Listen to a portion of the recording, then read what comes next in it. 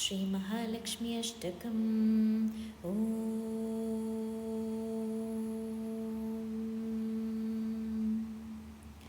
नमस्तेस्तु महामाये श्रीपीठे सुरपूजिते शङ्खचक्रगदाहस्ते महालक्ष्मी नमोऽस्तुते। नमस्ते गरुडारूढे कोलासुरभयङ्करी सर्वपापहरे देवी महालक्ष्मी नमोऽस्तुते। सर्वज्ञे सर्ववरदे सर्वदुष्टभयङ्करी सर्वदुःखहरे देवी महालक्ष्मी नमोऽस्तुते।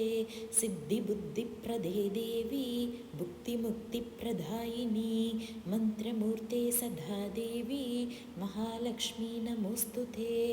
आद्यन्तरहिते देवी आदिशक्तिमहेश्वरी योगज्ञे योगसम्भूते महालक्ष्मी नमोऽस्तुते। स्थूलसूक्ष्ममहारौद्रे महाशक्तिमहोदरे महापापहरे देवी महालक्ष्मी नमोऽस्तुते।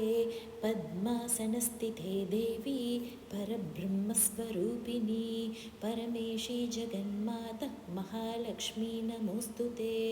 श्वेताम्बरधरे देवी नानालङ्कारभूषिते जगस्थिते जगन्माता महालक्ष्मी नमोऽस्तुते। महालक्ष्मी अष्टकं स्तोत्रं यः पठेत् भक्तिमान् नरः सर्वसिद्धिमवाप्नोति राज्यं प्राप्नोति सर्वदा।